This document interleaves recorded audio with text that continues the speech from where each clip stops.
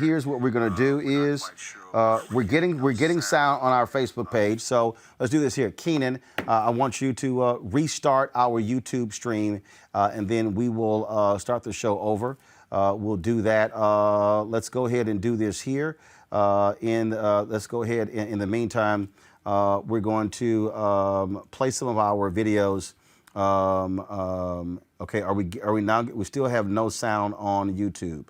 YouTube folks, can you hear me? I think people are saying now they have sound, so give me 1 second before we start to hear. So give me 1 second. Sorry, everybody here. We're now somebody is saying sound is back on YouTube. So no. We're all good. So YouTube folks, can you hear? Okay, all right. Now, the YouTube people say they now have sound. I have no idea what the hell happened. But we're trying to figure out what's going on, why we're not getting. We were getting sound on Facebook.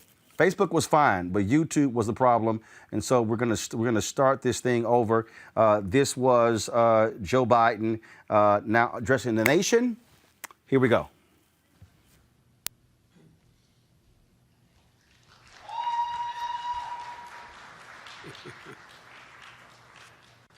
Good afternoon, everyone. Kamala and I are here to make a brief statement, and I'm sure we'll have more to say later, and either tonight or tomorrow.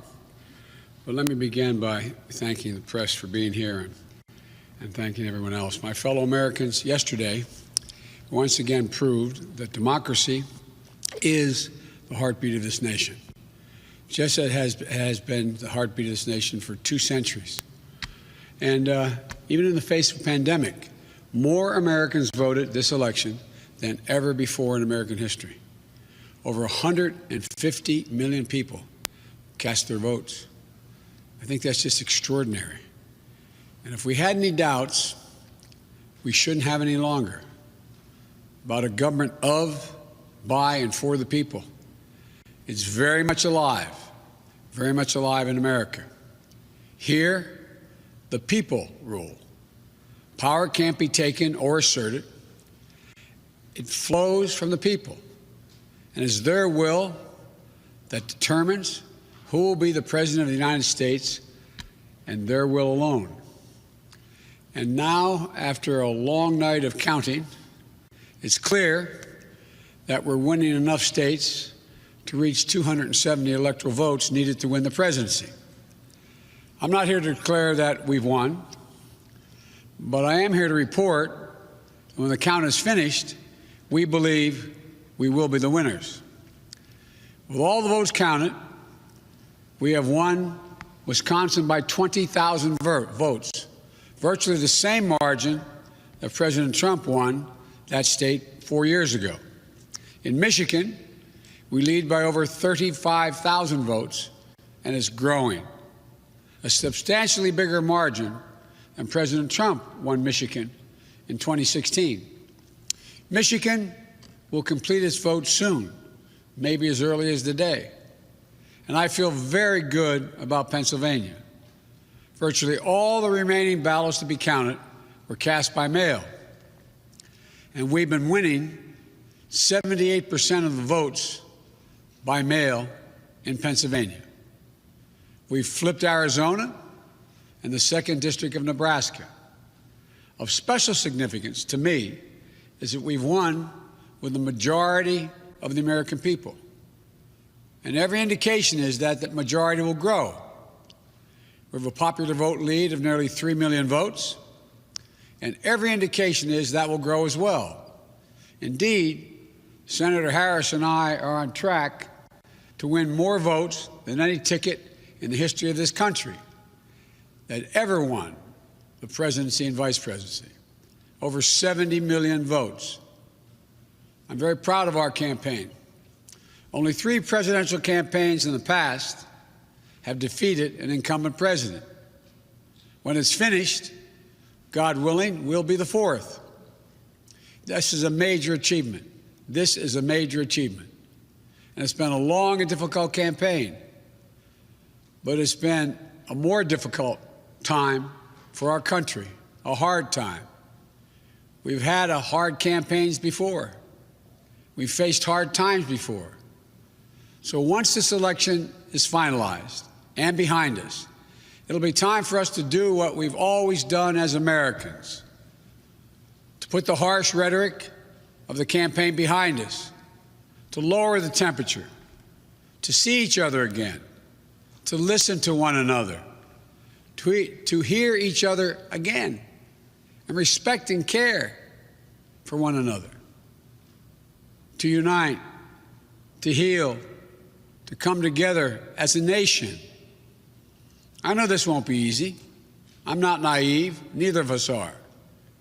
I know how deep and hard the opposing views are in our country on so many things. But I also know this as well. To make progress, we have to stop treating our opponents as enemies. We are not enemies. What brings us together as Americans is so much stronger than anything that can tear us apart. So let me be clear. We are campaigning as Democrats, but I will govern as an American president.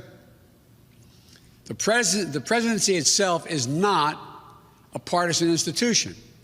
It's the one office in this nation that represents everyone. And it demands a duty of care for all Americans. That is precisely what I will do. I will work as hard for those who didn't vote for me as I will for those who did vote for me. Now, every vote must be counted.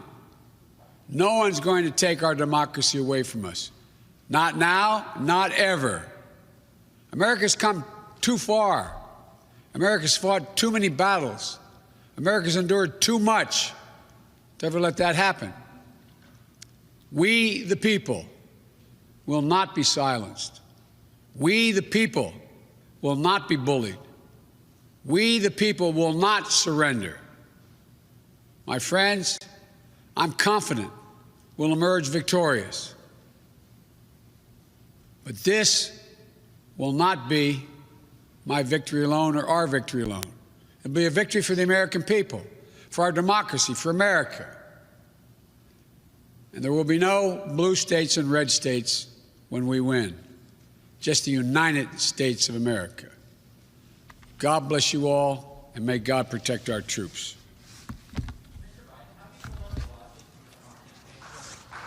Thank you. And that was, of course, Joe Biden earlier, folks. But what is happening is what we're seeing take place, that the Trump people are obviously, he made it clear he was not going to do, they're not going away at all.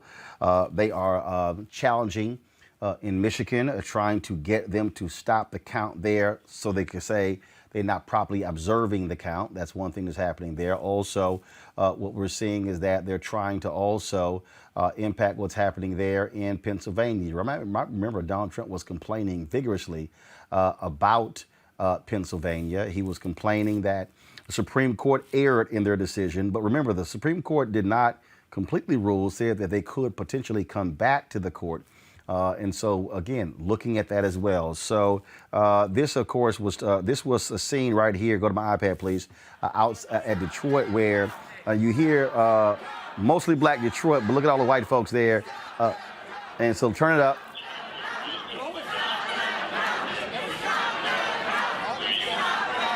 They were chanting for them to stop the count, but Michigan folks were continuing. Donald Trump wants them to stop the count of people who have cast legal ballots. Why is that? Because he's behind. And so the exact same thing, of course, is happening there in Pennsylvania as well. And so joining us right now is State Senator Sharif Streeter from Pennsylvania. Senator Streeter, Donald Trump complained before the election when the Supreme Court would not intervene in terms of stopping those ballots. There are some 1.9 million ballots, some 1.9 million ballots that were cast in mail. Joe Biden, as you heard him say, they're doing extremely well, getting about 78% of all mail ballots. Donald Trump has something like a 540,000 vote lead. But if you start counting those mail ballots, they believe that that lead is going to evaporate and it is going to go to Donald Trump. And just to give us a sense of what is happening in your state of Pennsylvania. Well, Roland, listen, one, that Donald Trump's lead that you're talking about of 500,000 is already evaporated down to about 300,000 just in the last few hours. It's not that your information is very old. It's just that Donald Trump's lead is evaporating very quickly. With our estimates around mail-in ballots, we believe strongly that Donald Trump is going to lose Pennsylvania.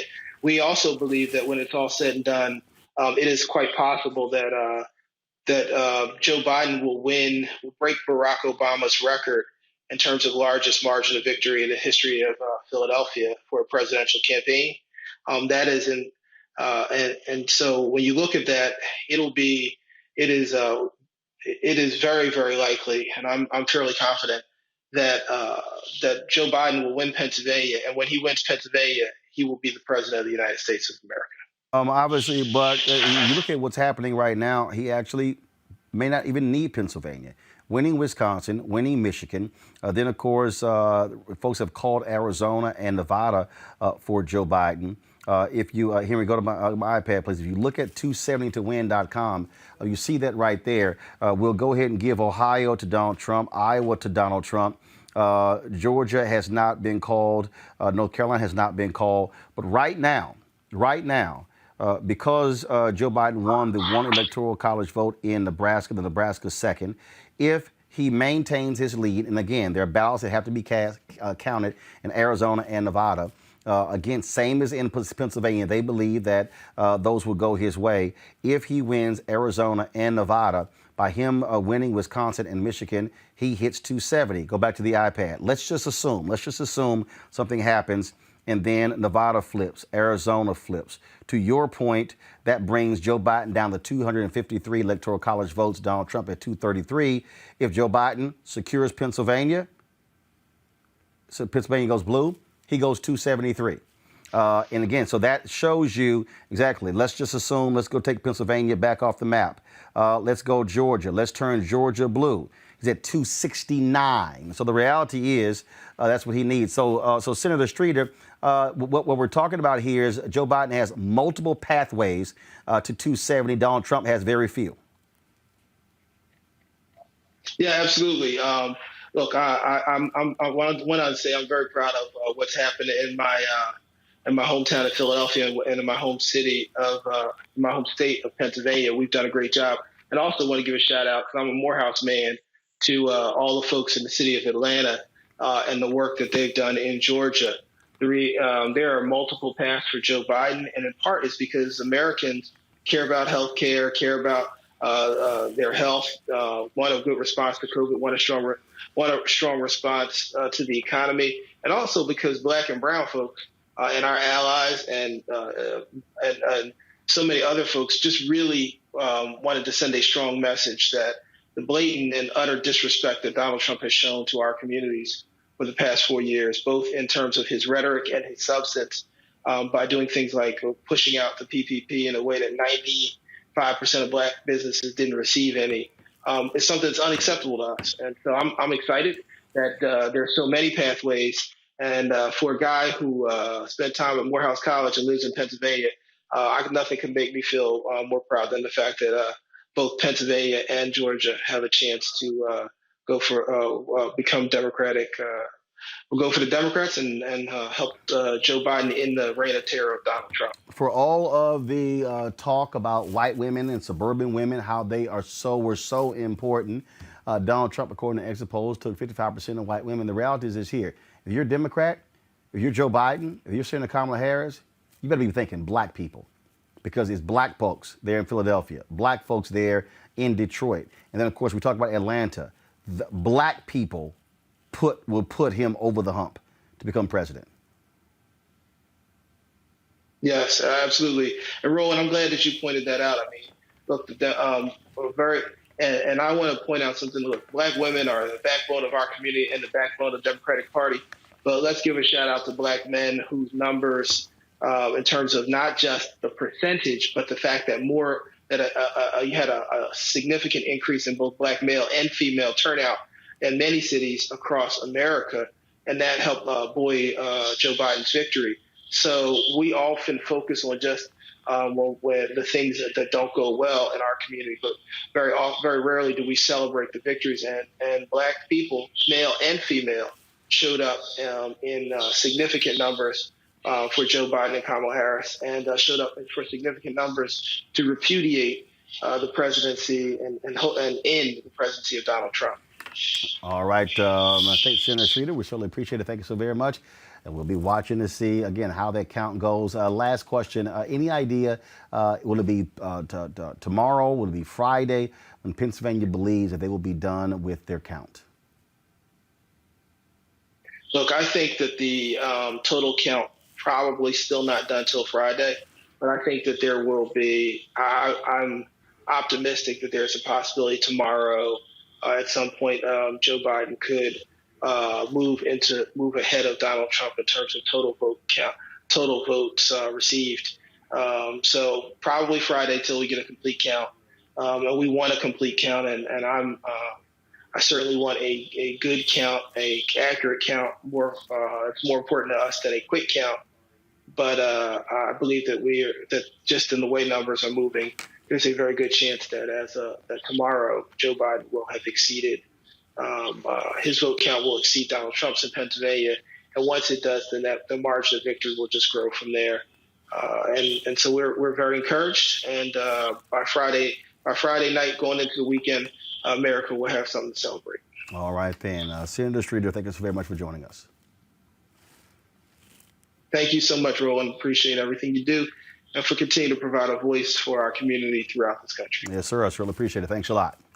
All right, folks, let's go to our panel. A. Scott Bolden, former chair, National Bar Association Political Action Committee.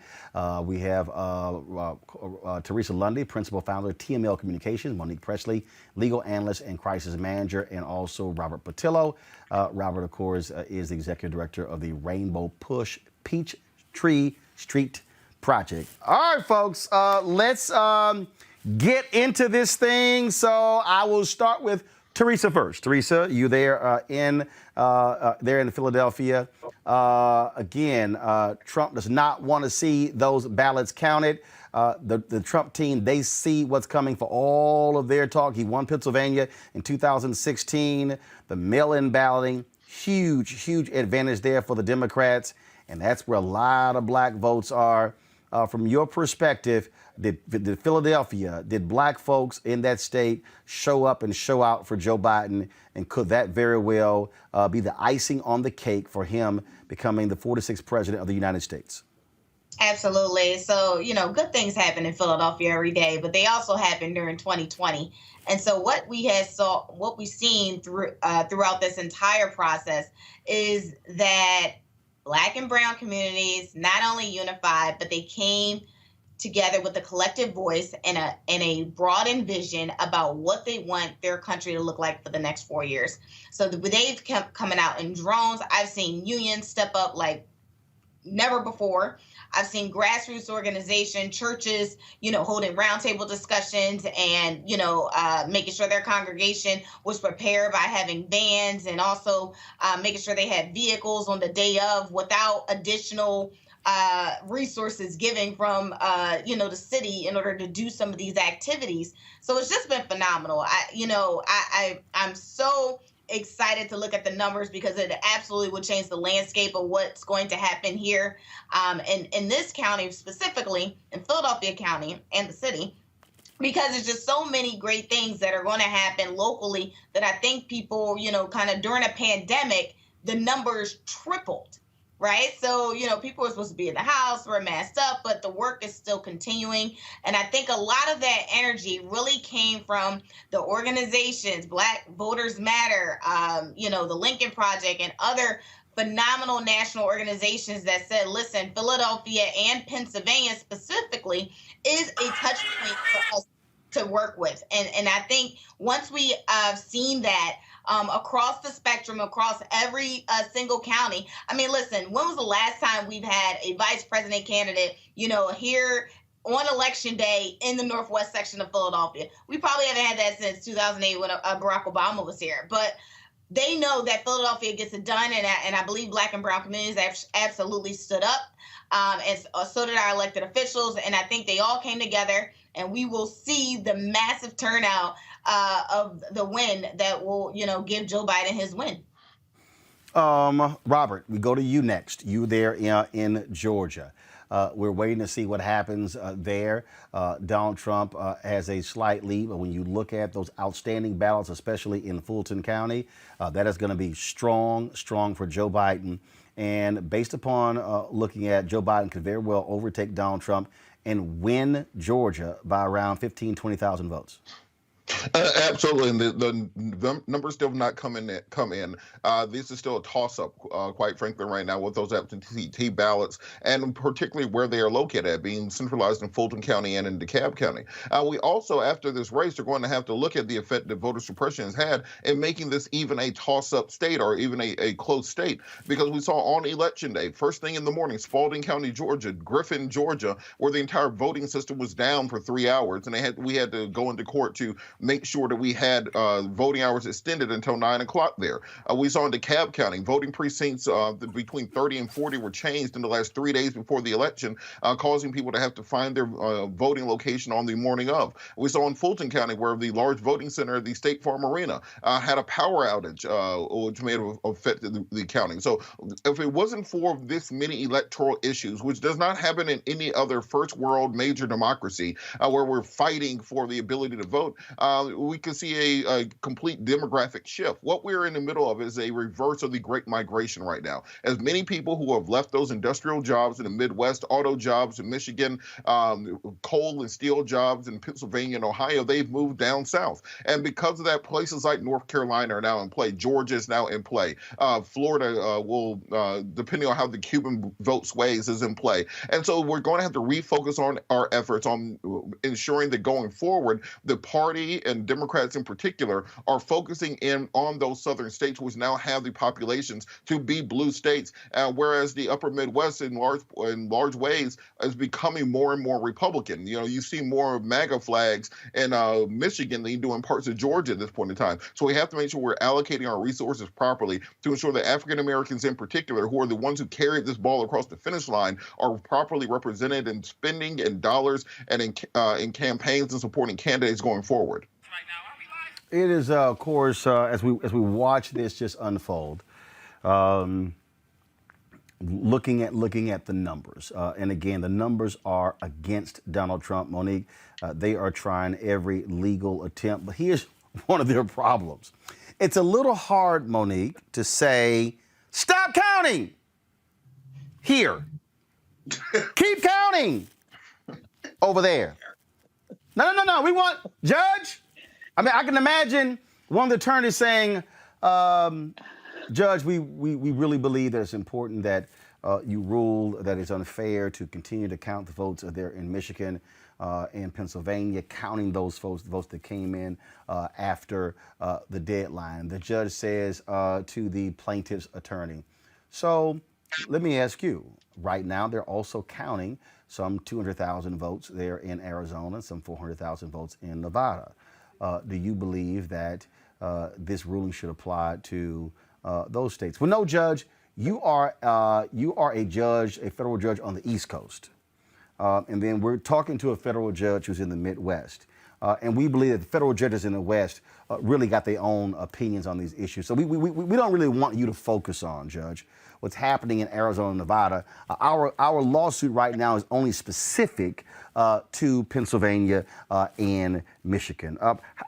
How would that legal argument go in court, Monique? Well, actually, that's sound where legal argument is concerned, because they're not appealing to federal courts, they're appealing to state courts. And one of the things that is still kind of a beauty about this country is that though we're called a democracy, we're a republic, and states have rights. And sometimes those rights are very significant. And where voting is concerned, that's one of those times. And that's why when we're going out and saying your vote matters up and down the ballot, vote for your Secretary of State, vote for your Board of Elections, vote for your council. This is why that matters, because they have a level of autonomy that enables them to make certain decisions, including when you start voting, how many ballot boxes are going to be available, whether you can have drive-through voting or not. But all that being said, look, we have an outgoing president and we have an incoming president. And these lawyers right now are doing what lawyers do. And all it is now is shenanigans. I mean, they are walking through the paces and billing their hours in order to assure the campaign, the president, whomever, that they did everything they possibly could to try to stop what is inevitable. If we had stopped counting last night, Donald Trump would have lost. If we had stopped counting this morning, he would have lost. If we had stopped at 2 p.m., he would have lost. If we stop right now, he's losing. So this is where we are. And whether he accepts it or not, whether he has to leave on his own or be escorted politely by Secret Service, dude gotta go. Scott Bolden, when we start again breaking down what is going on here, the path that Team Trump has is a very limited path. If this was poker, you want to have the hand of Joe Biden and Kamala Harris all day, all night. Yeah, you know, Biden doesn't need Pennsylvania to win. That's one of the most powerful pieces now that he got Wisconsin and Michigan in the bag. And so he can win Nevada and Arizona, where I think he's leading, and that's a wrap, if you will. But here's the thing, you know, that's the sunny side, as Reverend Jackson used to say. But there's a darker side. There's a storm for the Democratic Party, right?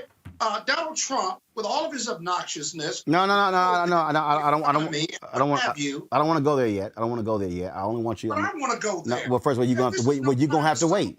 You're gonna have to wait. First of all, it's your show. Precisely. There's a flow to this show, and we're gonna go according to my flow. So you're gonna answer the question I just gave, and then we're gonna go to a break, and then I'm gonna go to the next phase of this conversation. So please stay on topic. It sounds like you're dictating to me, and I hate that. You'll get over it. Really You're used to it from Erica. In any event, keep my wife out of this. Okay. Because you know I ain't lying. Pennsylvania, that's you. Okay. So if he's got 3 or 4 or 5 ways to get to 270 or over 270, and that's why you want Joe Biden's hand. The reality is, though, the fight will continue once he gets to 270. We've got lots of lawyers on the Democratic and Republican side. But when you get to court, you need empirical data or facts to support either fraud or that these mail-in ballots should not be counted. And the facts and empirical data simply aren't there to do that, whether you're in state court or even you get to Supreme Court, because it's just not there. These ballots legally under these state laws are enforceable, are acceptable, and consistent with the law. And I can't figure out an argument, Monique, to get around those laws, those enforcement requirements, unless there's data and facts. And the Supreme Court has rejected those arguments in Pennsylvania and out of Michigan already. Monique, you got a response? There is no such argument. I agree with my brother. The only way they win in the Supreme Court is because they stacked it right with justices that don't care anything about facts or law. But I agree with Joe Biden's lead counsel, who today in the briefing said if they try to take this to the Supreme Court, they will get the type of shellacking that we haven't seen for 100 years, because there's no judge, no justice, no lawyer who's going to say you're not going to count legal vote that were turned in, that the Secretary of State said were okay, the governor said were okay, the feds aren't supposed to intervene.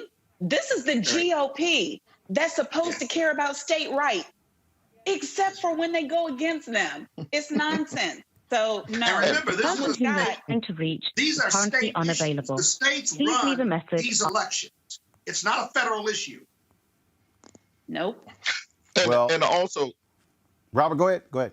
Well, I'll say, and also just to contrast this with Bush v. Gore in 2000, let's understand that the Trump team is not simply filing a lawsuit in Florida, as George Bush had to do, and taking it to the Supreme Court. This is multiple states across the country. They've already filed suit in Michigan. They're talking about challenging the election in Wisconsin and Arizona and Nevada, and Pennsylvania potentially if they lose, in Georgia if they lose there. So they're talking about doing a nationwide, nearly lawsuit against various aspects of this. And if this was allowed to go forward, this litigation would drag on probably until the next election. So I don't think there's any legal foot to stand on or any court that will be able to overturn what we're seeing. And particularly if Joe Biden picks up a state like Georgia or Pennsylvania, where the margin is so large it's outside of the realm of 1 or 2 points, as it's looking like right now, then I don't see any of these legal challenges going anywhere. Going to break. We come back. We will talk about the United States Senate races and whether or not Dems, what the hell happened with that. Can they get to 50? We'll break that down next. Also, later in the show, oh yes, we will talk about the very issue, whiteness in America. We know, we understood the nation that America is. So all these people who keep saying, this is not the America we thought it was. Yes, it is. Yes, it is. And we'll explain. That's next on Roland Martin Unfiltered. Black TV does matter, dang it. Hey, what's up, y'all? It's your boy Jacob Lattimore, and you're now watching Roland Martin right now. Yee.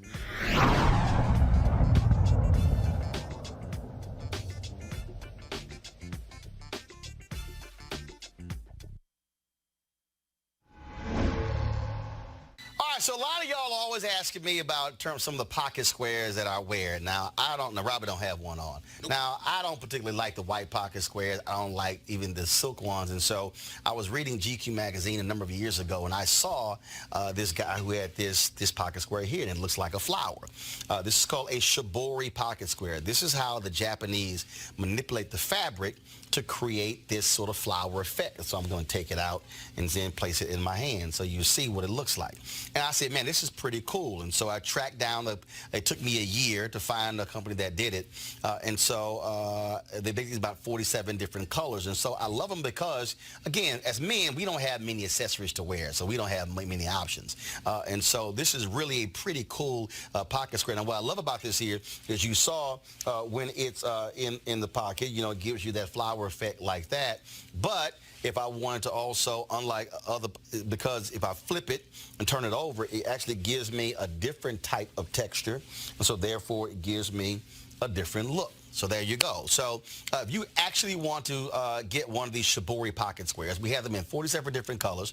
All you got to do is go to RolandSMartin.com/pocket squares. So it's RolandSMartin.com/pocket squares. All you got to do is go to my website, and you can actually get this. Now, for those of you who are members of our Bring the Funk fan club, there's a discount for you to get our pocket squares. That's why you also got to be a part of our Bring the Funk fan club. And so that's what we want you to do. And so it's pretty cool. So if you want to jazz your look up, you can do that. In addition, y'all see me with some of the feather pocket squares. My sister, who's a designer, she actually makes these. They're all custom made. So when you also go to the website, you can also order one of the customized feather pocket squares right there at RolandSMartin.com/pocket squares. So please do so. And of course, it goes to support the show. And again, if you're a Bring the Funk fan club member, you get a discount. This is why you should join the fan club. Folks, this right here is the front page of today's Miami Herald. It says it was a bloodbath, how Miami's rightward shift changed the face of Florida politics. Democrats lost 2 House congressional seats there, led by Cuban Americans and Venezuelans. A lot of people are asking the question today, what in the world happened with Latino voters? One exit poll said that Latino men went 60% for Donald Trump. Well, it's real easy to have all this sort of stuff back and forth. People talking about Latino voters. Matt Barreto is one of the best pollsters out there with regards to Latino voters. He joins us right now. So Matt, there's a lot of people who talk all kind of different stuff about Latino voters. All kinds of. I said, no. Get Matt. I want to understand before we make any assumptions what has happened in this election with Latino voters. Well, good to see you, Roland. And I got to get one of those pocket squares, so I'm going to have to follow you up on that. First of all, let's talk about Miami. Miami is only 3% of the entire national Latino electorate, 3%. And last night, you would have thought that that was all, that we were all Cuban and Venezuelan, because people were obsessed with what was happening. I understand that Florida is important, but even in Florida, only about 1/3 of Latinos are Cuban and about 1/3 are Puerto Rican. And so we need to take the Latino electorate state by state, but also within a state as complex as Florida, and break it out by different geographies, by different ethnicities. And one of the things that we found last night looking at the data is that in the Puerto Rican community in Orlando, in Tampa, in Osceola County, we did really well. We were up with 72% according to the exit poll with Puerto Ricans. And that was a community we really targeted, worked really hard at. It is the case that in Miami, that it was a tougher battle there. And Republicans had made some inroads with Cubans. I'm going to give you one theory as to why they did better this year. Back in 2016, Trump spent a big part of his primary bashing Marco Rubio and Ted Cruz. Now, Ted Cruz is not necessarily loved by anyone, but Rubio is. Rubio is a household name in the Cuban-American community, and Trump spent the better part of that campaign bashing him. It was hard at the end of that primary to rebuild that image. Over the last 4 years, what has Rubio done? He has run to Trump's aid, and he has helped him restore some of those votes in the Cuban-American community. But again, just put that in perspective. That's only 3% of the national Latino vote. And when we talk about how in Arizona, it was a great night for Latino voters in Arizona. Glad you mentioned that particular point about when you mentioned Puerto Rico voters. Last night, I had Rosa Clemente on our coverage of the election. This is what she had to say. Venezuelans, you argue Democrats did not do enough to go after the 500,000 Puerto Ricans there in Florida. Yes, Roland, first of all, can you hear me? Yep, we're good. Okay, perfect. No, 1.5 million Puerto Ricans in Florida. Wow, 1.5, okay. Yes, there are 5.6 million Puerto Ricans in the United States, the three biggest states being Florida, New York, and Pennsylvania. And my argument was, and everybody who knows me, Roland, you know me, I'm a Green Party, third party candidate, but I did keep stressing to the Democratic Party leadership, like, you have to go to Florida and talk to Puerto Ricans. You have to go to Pennsylvania. Throughout a lot of my travels as a speaker, I've been to probably every county and city in Pennsylvania. And the Puerto Rican population is large there, so you're also talking about post Hurricane Maria. And what Trump did was he went down there and he promised Puerto Ricans $13 billion, which we know it's a lie. But every Puerto Rican that I spoke to throughout the state of Florida told me no Democratic leadership has asked to visit us. So my argument is you're talking about 1.5 million Puerto Ricans, also who, as American citizens, when we hit the United States, we can vote. And, I just don't think the outreach was there. And I think the outreach should also happen in Pennsylvania. I live in upstate New York, so I'm close to this part of Pennsylvania. All right, Matt, so I would think that if you're Democrats and you realize how strong Cuban Americans vote Republican, when you look at how Venezuelans are following in the footsteps of Cuban voters, to your point, and I was on the phone today with a couple of Democratic strategists, and they asked me, okay, Roland, how then do we need to compete? I said, you've got to stop saying Latino. You got to get rid of Latinx.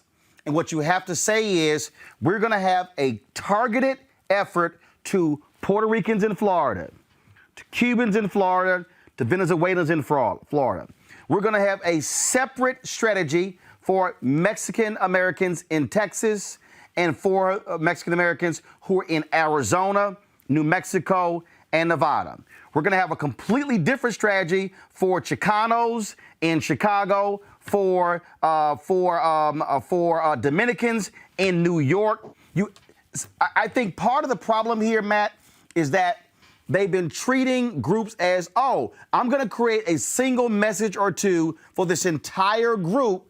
Just like, and I'm going to discuss it with my panel in a little bit, same thing. I'm going to reach African Americans, but within that, I must have a targeted focus for black women, educated in terms of college degree, non-college degree. A targeted effort for black men, college degree, non-college degree. You can't just sort of do this one shot across and I'm going to catch everybody with the same messaging. Yeah, I think you're exactly right about that. But, a little bit of what Rosa was saying was coming out of that just early knee-jerk reaction when it looked like the, quote, Latino vote, which was being lumped together early on, wasn't performing well. We knew by the end of the night that it turned out a lot better. Really, the only real trouble spot was in Miami-Dade County. As I said, if you look at the rest of Florida, Puerto Rican vote was really good in the rest of Florida. We had really good numbers in Orange County and Osceola County. And Pennsylvania, which is going to come through today, it does have a huge, huge Puerto Rican vote. About 65% of Latinos in Pennsylvania are Puerto Rican voters. Nydia Velázquez was there 3 or 4 times for the Biden campaign, coming over from New York to talk to those Latinos. And you're absolutely right. It does need to come from the community. It needs to be culturally relevant.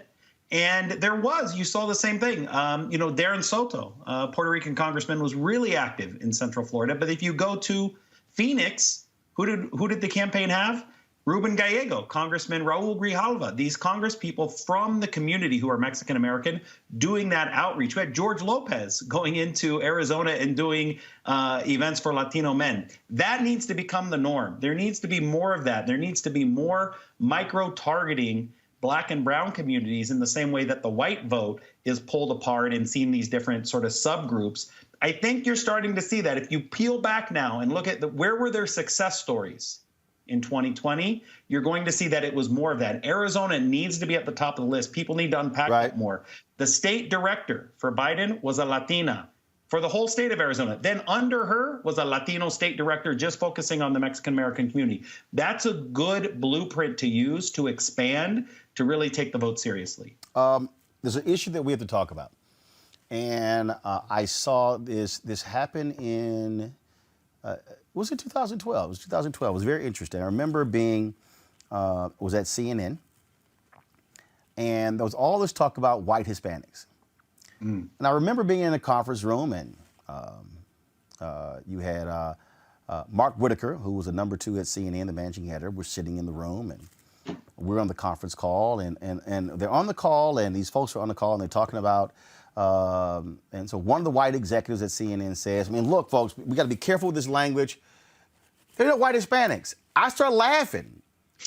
And there was somebody in the call who goes, I'm sorry, excuse me, I'm a white Hispanic. And I said, guys, I'm from Texas. I've been knowing white Hispanics my whole life. Let's talk about that, Matt, because when we talk about white Hispanics, the reality is we have to confront the fact that there are white Hispanics who are more white, identify with more with white voters than they do with black and brown voters. Talk about what your polling says when it comes to that, and how that goes when it comes to Democrats, Joe Biden, and Republicans, Donald Trump. What are you saying? Well, there's a huge diversity, and we need to continue talking about that diversity in the Latino community. Where you generally see it is large numbers in places like Florida, people who were fleeing South America, Cuba, and other places who identify as white racially.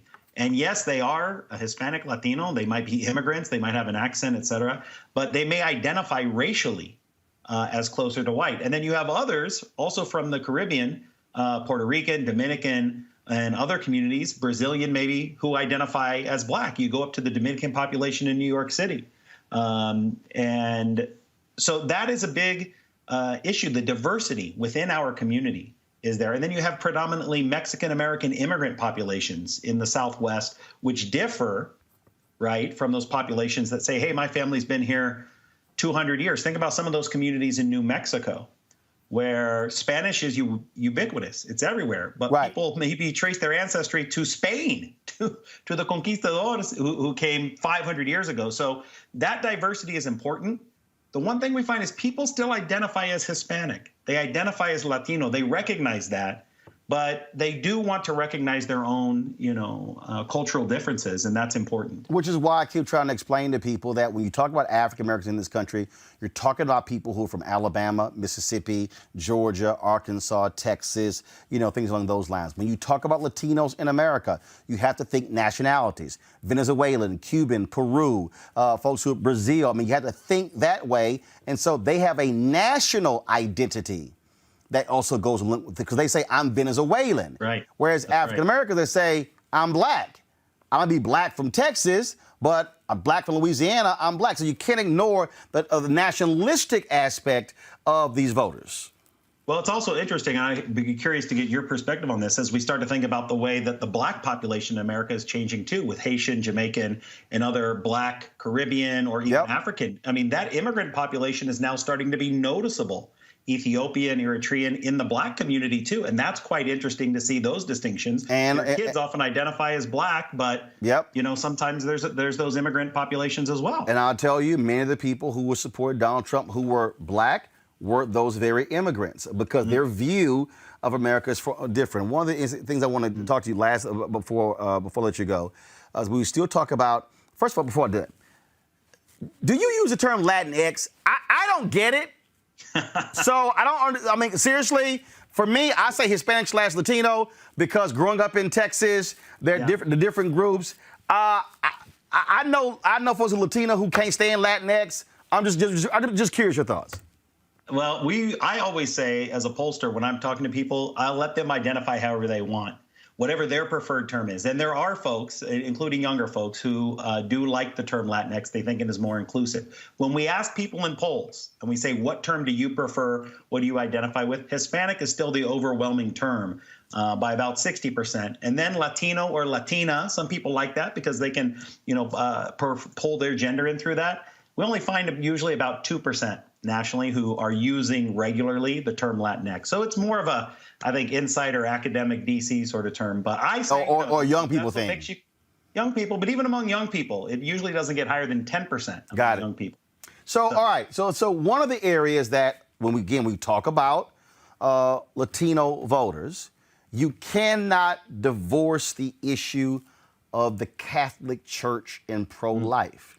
And that, again, when I hear people say, like, for instance, people have said that one of the exit polling showed that 66% of Latino men voted for Donald Trump. Not sure if that's correct. Just would love to get your perspective if that's real or not. But we cannot underestimate the role of the Catholic Church and folks who are Latino, who say, I'm Catholic, I am pro-life, who identify with Republicans on that issue as well. I think we have an opportunity with Biden coming in as president, as a practicing real-life Catholic, someone who, for them, faith and religion is important to them, to make that connection to that community and to say we might have some differences, but we have so much in common and so many similarities. So there's a big opportunity right there to think about what that vote's going to look like if Biden is able to lean in and express his Catholic values. And maybe mostly immigrants are a little bit more conservative on some issues. They often see that as a private issue, not necessarily for role of government. There's not a good tradition of the Catholic Church being involved in government in Latin America.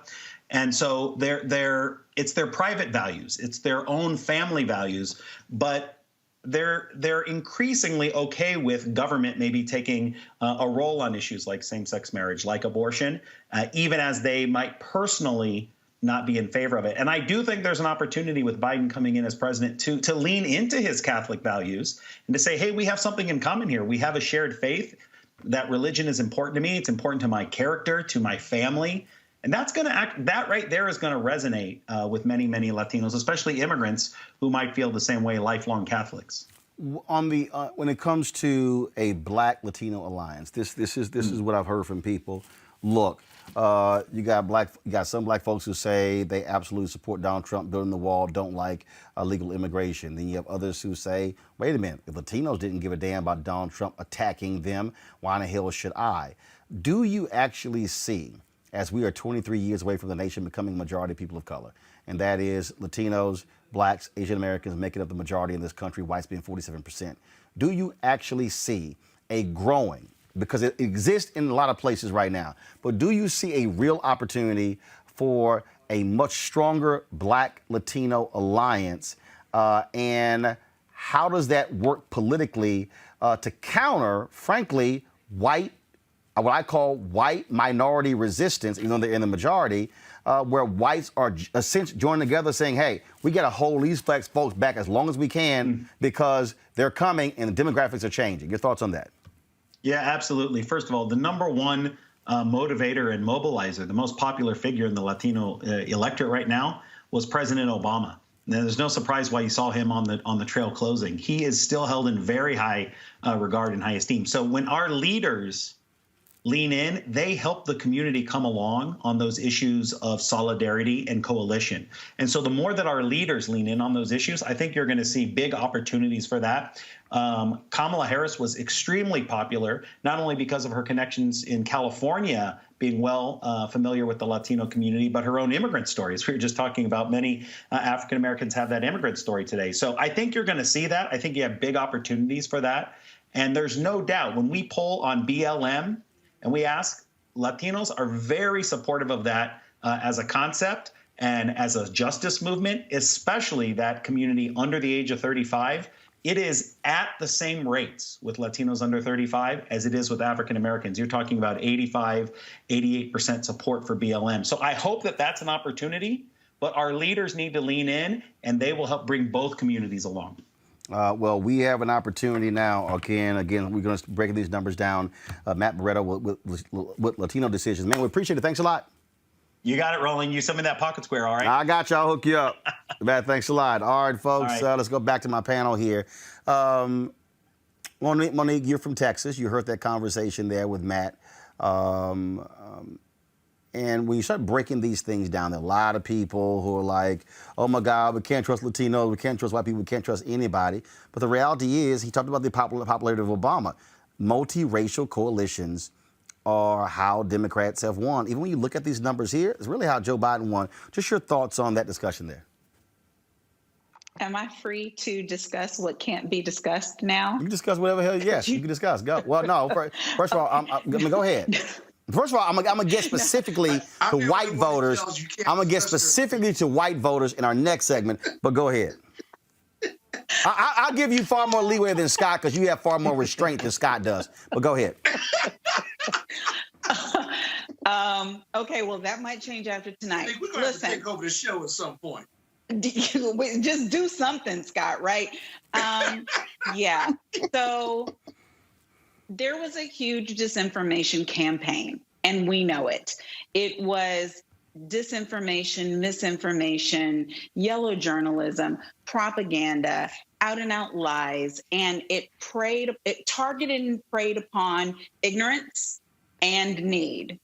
And what that ended up doing is convincing a sect of people, a section of a grouping of people, that there was no Democratic candidate that would be able to meet their needs or be sufficient. They were under attack. They were under threat, no matter who the candidate was. So Bernie Sanders, was Kamala Harris, was Joe Biden. It ain't matter. That was what that messaging was. My issue, though, is that to me, these are underbelly conversations.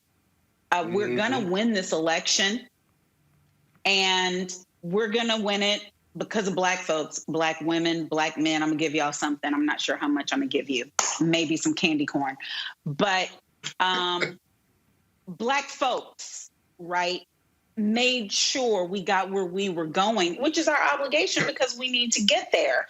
And our Latinx community struggled in some part because of ignorance and because of lack of information. White folks, yeah, not so much. We are minorities, and the white people here are still majorities. And white women voted against their interests. The majority of people who are poor voted against their interests. White males who don't have education voted against their own interests in favor of this racist, ignorant, amoral, certified fool, incompetent president. They said, give me more, give me more, give me more. And that to me is where we have to drop our anchor. Yeah, DNC could have done more on Latinx, but that's just not the story. The story is all the people who were saying we're with you in the polls, and when they were at the council meetings, and then when they went into the voting place, or when they filled out their absentee ballot, they voted with their supremacy that they don't even have, that is a figment of their imagination, that is years gone by. But they voted for the man that's trying to push it forward. And that, to me, is the conversation that we have to have. Mm-hmm. Scott, go ahead. Thank you, Scott. Yeah, no, very much so. And I, if you think about it, 1 out of 2 voting Americans, close to it, voted for Donald Trump against the backdrop of coronavirus, a failed economy, and health care. Think about that. That's more disturbing than the 35% of Latino men in Florida who voted for Donald Trump, believing that somehow Biden was going to be socialistic or somewhat social. It just makes no sense. It says more about America than it does about Donald Trump. That's why after this campaign is done, after we get a new president, we got a lot of work to do. And I'll get into that when you ask about that. But let's talk about the underbelly of the Latino community and the Hispanic community. We know Black people and brown people, we suffer from intra-racism, right? We don't talk about it, but there's intra-racism, right? We think because Donald Trump is anti-immigration that all Latinos, all Hispanic care about that. When really, in my opinion, the Mexican population, Mexican Americans care about that, but even they don't like illegal immigration because they came, quote, did it the right way and are here legally, right? Cubans and Venezuelans and Dominicans and Puerto Ricans, they all have their own issues. White people and others sometimes think that groups of people of color are monolithic. We are not. Black people ain't monolithic, right? Even Black people had this intra-racism piece historically with the brown bag test and light-skinned African-Americans and dark-skinned African-Americans. You talk about white Hispanics who are identifying with white people and dark Hispanics who come from Brazil and Puerto Rico who have hair like mine when I had hair, but also share my complexion.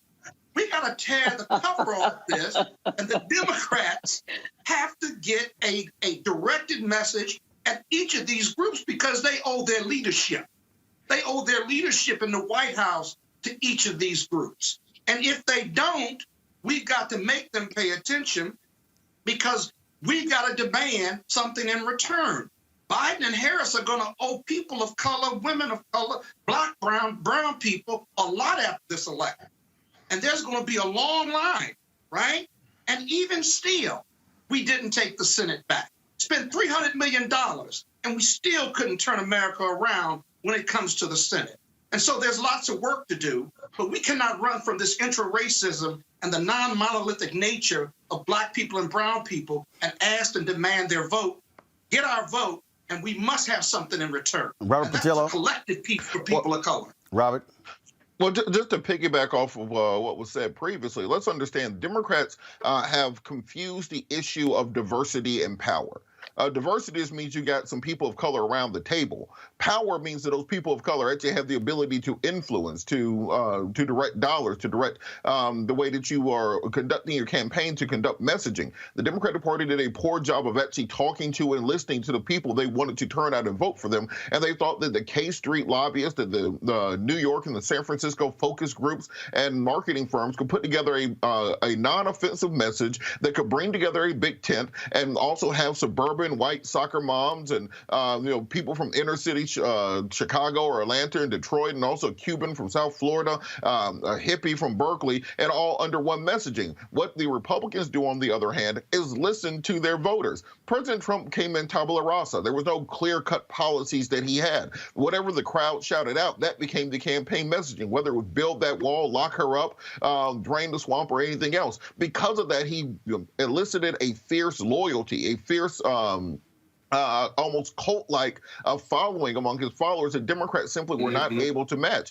And this is why that polling data was not able to capture that passion. So even though it said Biden was up 8 points here or 14 points here, what it didn't capture was the fact that these Trump voters would take a bullet for him because they felt that he represented them as an oppressed and angry white minority. And that also spilled over to other people who felt like they were part of marginalized groups that were not being heard by the Democrats. So if Democrats are going to continue to not listen to their base and not listen to the people they claim to represent, then they're going to continue to see this small group metastasize into growing into a larger problem. The fact that we are here and we're not going to know the outcome of this election for the end of this week, maybe into next week, for a president who allowed 250,000 people to die, 60 million people to be unemployed as a result of a virus, international incident after incident, who was impeached earlier this year, and you can barely squeak out a win by your fingernails. That means you got a whole lot of work to do between now and the next election, particularly when you can't flip seats like Jamie Harrison in South Carolina, where we have so many tapes of Lindsey Graham lying that we could just play commercials of just Lindsey Graham lying for the rest of this year at like some kind of Christmas special. So Democrats have to do some real soul searching. Don't take this win as a sign that you turned the party around. Teresa. No, Scott. No. Wait. That's the power of whiteness. Come on. Okay, come on. Is there more to that? I didn't want to interrupt my brother because we rarely are so in sync. So go ahead. I wanted to yield. But listen, Democrats don't have to soul search. Right. Black people, right? We're Democrat, and we did what we were supposed to do. It's like when people tell you to go to church, and the Bible says you are the church. So where Democrats are concerned, people are telling me to get with the Democrats, and I'm like, I am the Democrats. I'm a Black woman 50 and over. I'm a Democrat. I got you an election. Figure this shit out. Sorry, I said that out loud. Oh, God. Listen. Help me, Holy Ghost.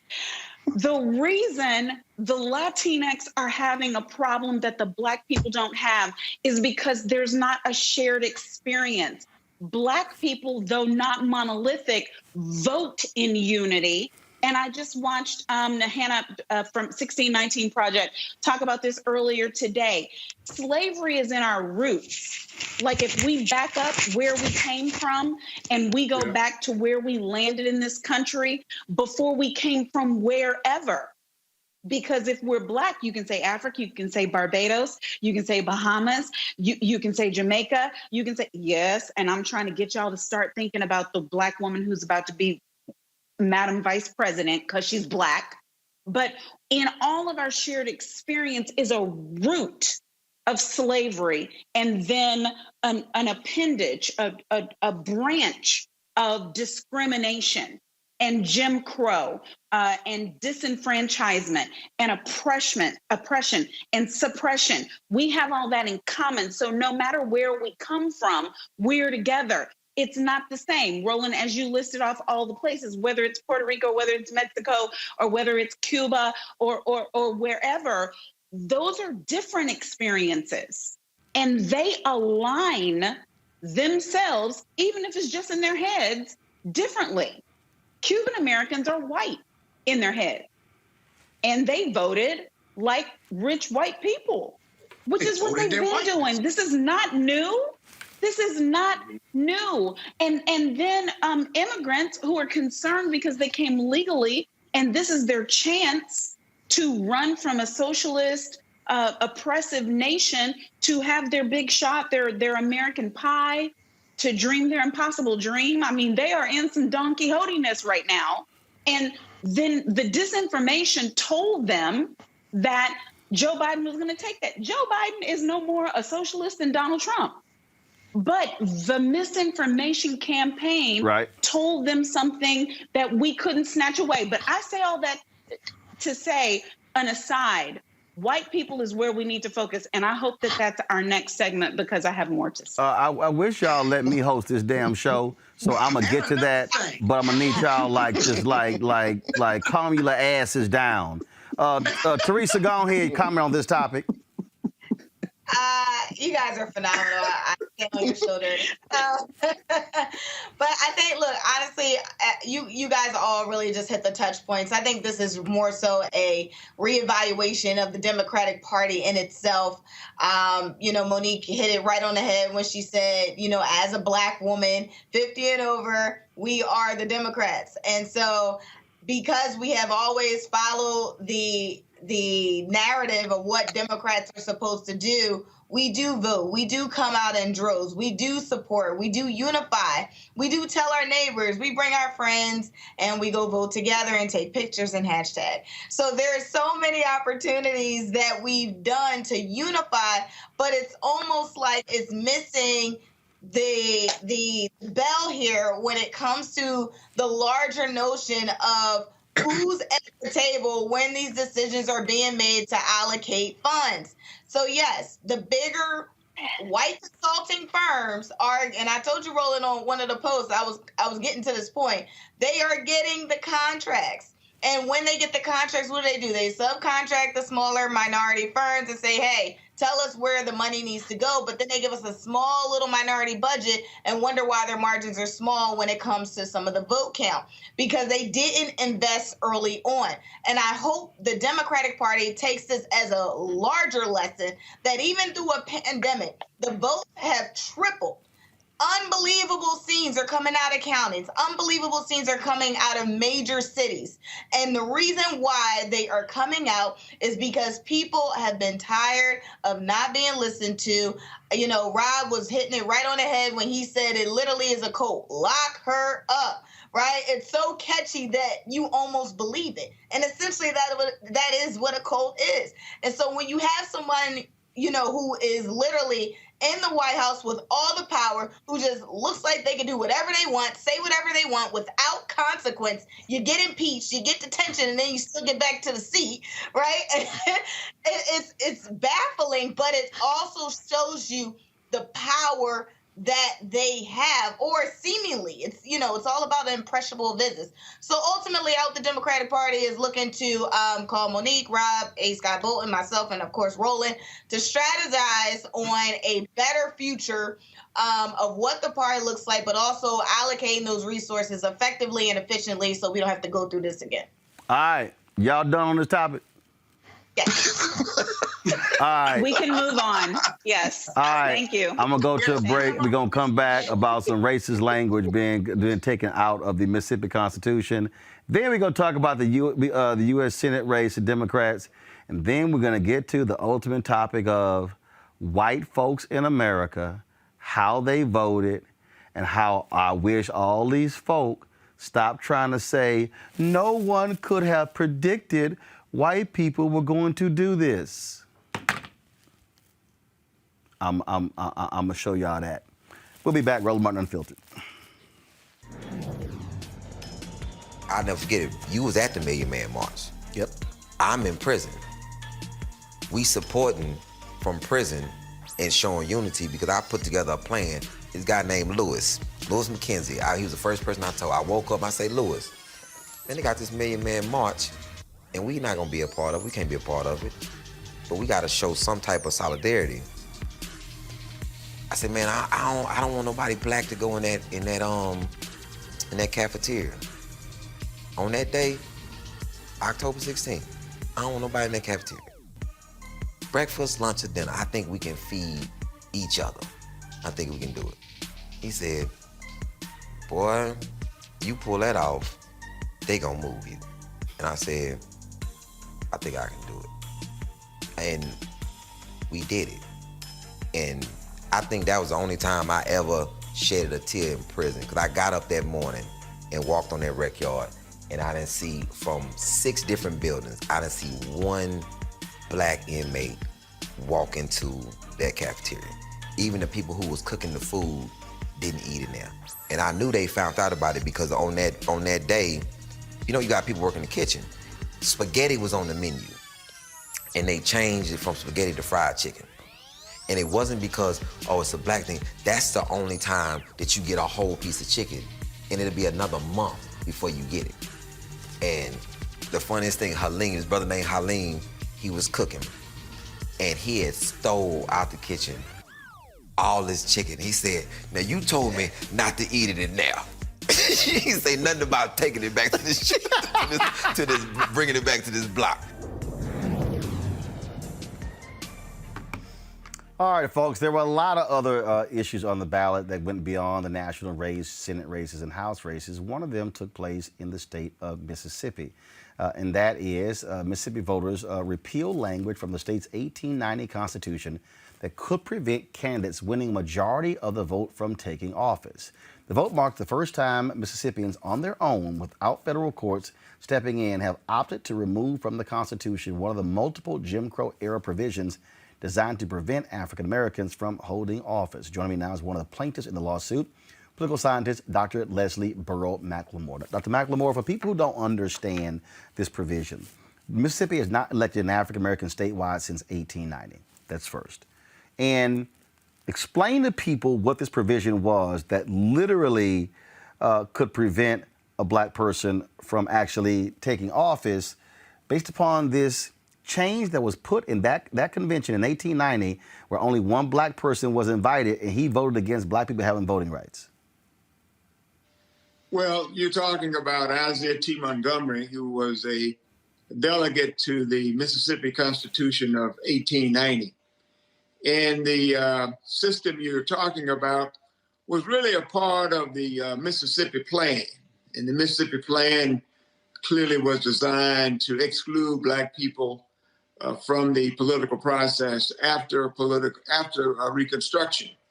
And it really was a 2-tiered system. And the 2-tiered system was you had to win the popular vote, but you also had to win a majority of the House of Representatives districts in the state of Mississippi. And we have 122 House districts. So you had to win a majority of the House districts. And if you didn't win a majority of the House districts and the popular vote, then you would not be elected. So it was designed to exclude any black person from winning a statewide office. And that's in part why we haven't, of course, had a black person to win a statewide office since Reconstruction. But on the other hand, it is in part because we have the largest percentage of black people in the population of any state in the union. And so there's this systematic exclusion that occurred with the 1890 Constitution, and it's held true until the vote yesterday. And so this vote now means that if someone African-American is elected, then they won't have to go to this other criteria to be able to actually win. That's right. They won't have to go through this 2-tiered process. The popular vote would carry the day with the new system, with the elimination of that provision in the Constitution. And also, Mississippi yesterday voted for a new state flag. That's correct. And of course, all of that was a part of this whole George Floyd moment that occurred in the country, and I guess it's still occurring. But it was high time that we changed the flag. Just comment, please, on the Mike Espy Senate race. He lost by 68,000 votes a couple of years ago. Much wider margin this time. Obviously, a midterm election is a lot different with turnout than the presidential election. Incumbent Senator Cindy Hyde-Smith, she rode that all the way to the bank, even though she barely even campaigned. Well, my theory and my thinking, quite frankly, is that the first time around, Secretary Espy was able to take advantage of the asinine racist comments. Right. Cindy Hyde Smith made. And this time, although that was a reminder of what she said 2 years ago, it didn't have the same impact, the same effect. And Secretary Espy was really trying to attract at least 22% of the white vote, and he was not able to do that. And then he was trying to, of course, obviously get 90+% of the black vote. And Roland, what the problem has been traditionally is that too often we elected officials, we are satisfied with carrying a particular county as opposed to leaving too many votes on the table. And what we really have to do as we try to run statewide in the future is that we have to take a closer look at how many votes we actually have in X county so we can target X number of votes out of that county. And what we have not done, I think, a thorough job of providing the kind of community education, or political education that we need to do on a regular basis. And too often when we run, we wait until we get ready to run for office as opposed to doing the long-term stuff. And this is something that doesn't necessarily have to be done by the person who's running for office, but we have too many different organizations that are not doing what they ought to be doing in order to provide that level of political education. Well, and that's one of the things that I've said. I think we need to have massive citizenship education classes all across the country to get black folks understanding the process and connecting the dots. And so that's just one of the thoughts there. Dr. McLemore, I appreciate it, man. Thank you so very much. Okay, you're welcome. You take care. Yes, sir. All right, folks, let's go to these U.S. Senate races. Democrats were hoping they would take control of the United States Senate. That simply did not happen. Last night in Arizona, Mark Kelly was able to defeat incumbent Martha McSally, pick up there. John Hickenlooper won the Colorado Senate seat, pick up there. That's two. The Democrats knew they were going to lose the Senator Doug Jones seat. He lost by 24 points to dumb coach Tommy Tuberville in Alabama. They won the Minnesota seat, but the key is that what's happening in Michigan. It has been going back and forth, back and forth. Black Republican John James running against incumbent Senator Gary Peters. Again, back and forth in that particular race there. In North Carolina, Cal Cunningham down 100,000 votes to incumbent Senator Tom Tillis. Tom Tillis declared victory, but Cal Cunningham has not conceded in that particular race. Sarah Gideon, she has conceded to Senator Susan Collins in Maine. And then, of course, Jody Ernst won there in Iowa. In Georgia, we're watching whether or not John Ossoff is able to force a runoff with incumbent Senator David Perdue. Perdue last point had 50.6% of the vote. He has to get under 50% in order to force the runoff. Reverend Raphael Warnock did indeed force the runoff with, of course, with Kelly Loeffler, the incumbent senator. As I said, Mike Espy lost in Mississippi, and then in Louisiana, Adrian Perkins was unable. The Shreveport mayor was unable to stop Bill Cassidy from getting 50%.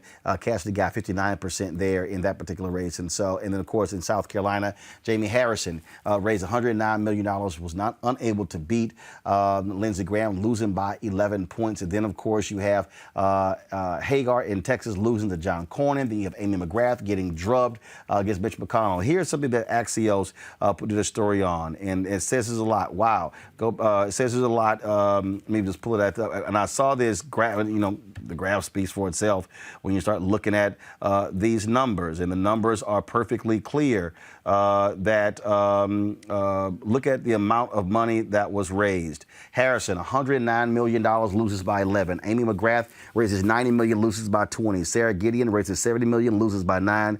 MJ Hagar raises $24 million, loses by 10 points. Robert, I want to start with you. Start looking at the numbers. Democrats got a hold onto the Gary Peters seat. That could push it to 49. If they were able to get that seat by Warnock in the January runoff, that means January 5th. That puts them at 50. That's really the best case scenario. When Senator Chuck Schumer was on here, he was talking about 55, 57. Look, the Senate candidates didn't do well. Oh, well, I think this is where, just as you were saying with the Latino vote earlier, this is where we have to allow more leeway for messaging for local candidates. Jamie Harrison can't run on the same message as somebody running against Joni Ernst would. You can't have Mike Espy holding a party line which is congruent with what the person running against Susan Collins would be running on. And I think because of that, you saw that the polls, which also indicated that Biden would be up by double digits, all turned out to be wrong because you're not doing the micro-targeting, particularly for uneducated, poor white people. Those people are not being polled, and those people are the ones who are turning out. So I think in the post-mortem after this, we're going to have to start funding more candidates on a granular level, allowing them to develop their own messaging that works in their own micro-targeted markets. Because otherwise, by hanging around their neck, down here in Georgia, the only thing that you see are Ossoff commercials, not attacking Ossoff, but attacking Nancy Pelosi, attacking Chuck Schumer, attacking Bernie Sanders and AOC, because we're tying them to messaging which does not benefit them on the local level. But also, particularly with the Georgia races, the Fulton County and DeKalb County vote totals are still coming in even this late and are going to continue coming in. It looks like Ossoff has a decent chance of getting into a runoff with David Perdue. And if Joe Biden ends up winning Georgia, even by a small amount, there is a chance that John Ossoff may be able to win this straight out with just the number of votes that are outstanding. So that's something to keep an eye on. So all is not lost yet. And if with Warnock being in a runoff and with Ossoff potentially also being in a runoff, there is still a chance for Democrats to get to 50 with Kamala Harris being the tie-breaking vote. So Marquita Bradshaw ran for the United States Senate in Tennessee. Got my iPad. She lost to Bill Hagerty, 62% to 35% by a little under 800, almost 800,000 votes there. Look, I mean, bottom line is this is painful for Democrats. They really believed, Teresa, they were going to get control of the United States Senate. Now they can't drive that agenda. If they're going to have to negotiate with Mitch McConnell, he is going to be in the driver's seat because, look, they can pass whatever they want in the House. He doesn't have to take it up in the United States Senate. You might be looking at where Joe Biden is going to be governing for 4 years as president, largely with executive orders.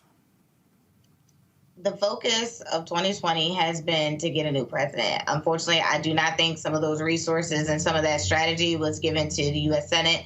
I've had countless conversations with individuals on their team, and it's just I've been feeling like they've just been pulled in different directions at different times, utilizing their own resources to enhance the presidency. And unfortunately, that opportunity that we did have to go down the ticket in order to change some of those seats into blue, it's just kind of, unfortunate because I honestly, I think there were some easy wins if the right strategy and the right resources were being allocated at that time.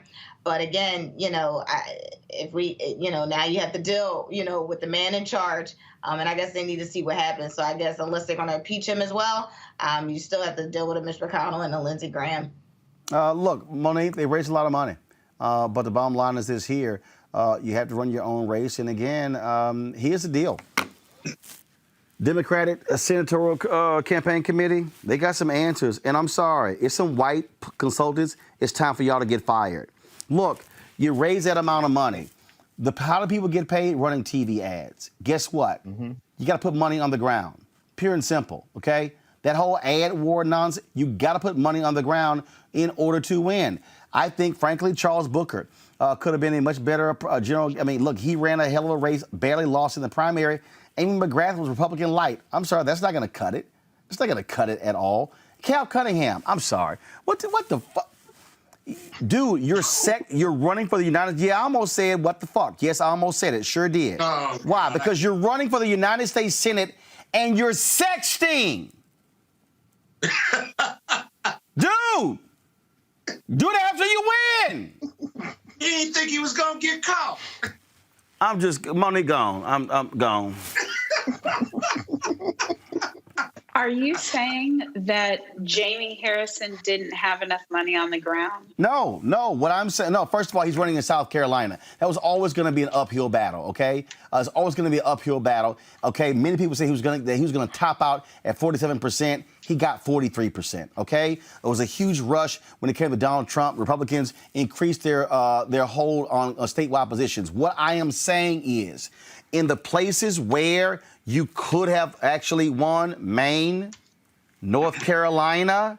You're gonna have to sit here and do more on the ground to win those states. It's not as simple. That's all I'm saying. And I'm saying the Democrats are going to have to stop listening to white campaign consultants who get paid by the volume of TV commercials. And you got to put that money, as Matt said, on the ground in communities to really go door to door to pull the votes out. You ain't going to win everything by running TV ads. That's what I'm saying. Okay, so I keep trying not to get to your last segment where I say white people are gonna white people, and we're seeing a lot of white people doing white peopling things, and it's affecting things like Jamie Harris's race. It's even affecting Amy McGrath's race, and you're saying that somehow the Democrats can't rely on their. But see, you know that. The polling. Oh, what I'm saying. No, what I'm saying is but I'm not focused on the polls, because what I'm arguing is, and since y'all want to go ahead and go there, and I was going to go ahead and get to this, and that is this here. What you're dealing with right now is you cannot run your conventional campaigns of just blanket ads. No, if you look at what happened in Georgia, Georgia is not going to go potentially to Biden, or it's going to have the runoff with Warnock and Ossoff because they ran TV ads. No, what they did was the hard, gritty work on the ground, 6 years, finding the people, going after the disaffected, and then getting them on the voting rolls. That's how they changed the state. The reason Virginia is a blue state, because they went on the ground, sitting here, tilling the soil in order to be able to reap the benefits. Even though Cunningham is down 100,000 votes in North Carolina. The reason Democrats have a 6-1 advantage on the state Supreme Court, the reason Cooper was reelected, the black woman did not win for lieutenant governor, the black guy did, who's a damn nut. And then you some other races, is because for 10 years they were on the ground. What I'm saying is this here. Democrats are going to have to come to a conclusion and stop listening to white consultants who get paid by TV ad buys. Teresa will speak to that and say you got to put the money, groups, going door to door, neighborhoods, energizing people. Otherwise, you're not going to be able to compete when it comes to the white folks. And I'm going to say this point, and you can speak on it. Look, 55% of white women went for Trump, up 2 points last time. Stop thinking white women are going to be your savior. They not. Okay, I agree. In toto, I agree. But I think perhaps because we're just a couple of cycles in, that some of this may have been necessary for them to see the value, so that Bloomberg isn't the only one who's seeing the value of funding a Stacey Abrams and her operation. But he blew $100 million on Florida. He blew $100 million on Florida that went to TV ads. Teresa, same thing. You can't keep putting your money just in TV. You got to put it in people. But I think that's why I called on Stacey Abrams, and I could use other examples like that, where we're going to see the fruit of what real labor is, where you're tilling the soil, where you know the place because you're from there, you're of it, you're in it, you're in community, and you know what is required. But we talked about this earlier, Roland, this is an awakening for some to something that you have known and been talking about, and I've known and been talking about, Scott's known, Robert's known, where people are seeing, oh, wait a minute, they really are still racist, even though they don't admit it. And so they thought that the ads would work because if you got a white supremacist in the presidency, that's not good, right? Except, people don't care, apparently, in the numbers that we thought. So now we're going to have to till soil, because this is a blatant reality that Black and brown people have been facing, that now white people have to look in the mirror. And I tweeted earlier today, miss me with all the come to Jesus meetings, because we did our part. I'm good with it. And now you got your president, work the rest out. Look, Teresa. I love all these people on these mainstream networks saying, oh my goodness, no one could have predicted this. No, what? That white people were going to do what they're doing? So I had my staff pull together, cull together, variety of appearances that I made on MSNBC. Press play. Donald Trump is not trying to appeal to African Americans or Latinos or Asians or Native Americans. He is specifically trying to appeal to white fear. The Republican Party provides aid and comfort to white supremacists in America, period. White America must say enough is enough. We are going to reject the racist appeals, and we're not going to vote along the lines of race. Is Donald Trump and the Republican Party purposely and openly courting white supremacists? The answer is yes. He is appealing to white nationalism and white fear to get him reelected. He needs white anger, white resistance, the fear of white minorities. That's what he needs to win, and we have to oppose that with every fiber of our being.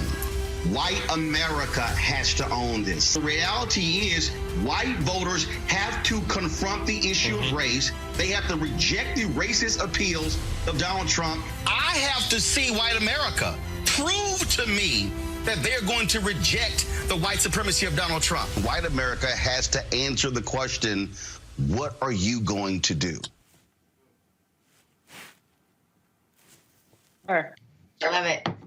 Yes, sir. You know, I actually just Clearly they didn't. Wait. Any one of y'all can jump in if y'all want to. Go ahead, Teresa. Did you learn to? It's been said now. I can't. It's been said. Every time Roland gets It's on been said. national media, it's yes, it's been said multiple times. But he gets on there with I love the African attire because it's like we already know what you're about to say. You're about to drop the history, dropping the nuggets, and it's like I keep banging it on the head. Like honestly, Roland, I need to see you on Fox and really give Hannity. And Oh hell no! They ain't gonna call me. They gonna call Scott. They gonna call Monique. There you go. No, they gonna call y'all. They ain't gonna call me. Are we lightweight? No, y'all ain't lightweight, but y'all ain't gonna come on out with that kente. But go on right ahead, Teresa. Go ahead. That's absolutely right. But honestly, you've been saying it since the beginning. You know, white people have been, in the decision-making seat for so long, and it's just like it's a lost message when it comes to really allocating resources and being a different type of strategist. I can't tell you the countless times that I've seen a back-to-back Trump-Biden commercial, right? But I'm in this space, so I'm like very aware. What I will tell you is that on some of because I pulled the numbers as well, on some of the stations that had to do with, BET, VH1, Trump was dominating those segments, but also putting smaller little ads on digital spaces. But more of his money, like here in Philadelphia, he was paying people literally, $100 an hour and $50 an hour and for some things just to knock on the doors, right? So there has been, an interesting spin as it relates to how they understood, look, you guys, Latinos, you need money. Look, this is what we're going to do versus the Democrats. You got to, it's like a dog and pony show almost just to get a contract. But I think they're, hopefully, again, part of that revamping is also reevaluation of what they plan on to move forward so we don't go backwards. And Roland, this is nothing new, by the way. Oh, it's not. I mean, 1988. You remember in 1988. I'm sorry, hold up. You said 1788? No, I said 1988. Oh, I'm sorry. Did you mean 1688? No. Well, let me just say, my first experience with polls lying, or rather, polls don't lie, white people lie. No. But see, no. See, hold on. Stop right there. See, we ain't got to have a poll conversation because this is not about polls. What we have to contend with, Scott, is that what this is about is Donald Trump has allowed a majority of white people to now verbalize what they've always had inside, but they've had to restrain it. They've had to hide it. They've had to turn it down. They've had to modulate. Trump comes along, don't give a damn, says what he want to say, and they like, ooh, this is their, I'm free. We've been waiting. Oh my God, we've been waiting. Trump has unleashed it. So when Joe Biden, and I get Uncle Joe, why he was saying it, oh, you know, after Trump, Republicans are going to go back. No. The only card they have now is whiteness. They have to appeal to whiteness, Scott. They have to appeal to fear. They have to be, and because they understand messaging, he got plus 4 points. 96% of black women voted for 96% of black women voted for Hillary Clinton. 91% of black women voted for Donald Trump. He was plus 4 with black women, plus 4 with black men, and you saw the increase in Latino. And so it's all about messaging. What I'm saying is whiteness is about an overt appeals to race because now they're saying, look at Trump. You can go ahead and be racist and it ain't gonna hurt you. The problem with your analysis is that doesn't work without Trump in power. Yes, it does. When Trump is not in power, yes, it does. It'll be interesting to see whether the power of that whiteness continues because it won't have a mainstream platform. Yes, it will. What's your comment or response to that? Yes, it will. Robert, the reality is this here. So? No, what is done, Robert, it is unleashed the inner hate. And so here's what you're about to listen. Listen. Here's what you're about to see. You're about to see the candidates, Robert, go, well, hell, he acted a plum ass. Lied, made stuff up, hell, couldn't handle coronavirus, and these fools still elected him? If I just do a little less, I can stay in office. Robert, people need to stop saying this is Trump. No, this is the Republican Party of the 21st century. Well, it's not even of the 21st century. This is the post-Nixon Republican Party now with social media and steroids. President Trump is doing very much what Goldwater talked about in '68 when he talked about the white lash in response to African-American progress during the first term of LBJ. In response to President Obama, we are seeing that white lash. We are seeing the PC culture they like to talk about, this idea of giving other people rights, diversity, so on and so forth. And when you push people into that box, you're seeing them explode out. What Scott was talking about with 88 and 84, with what Reverend Jackson did, and what Democrats have to do is bring your own voters to the polls. Go find new voters. Those Rust Belt voters are never coming back.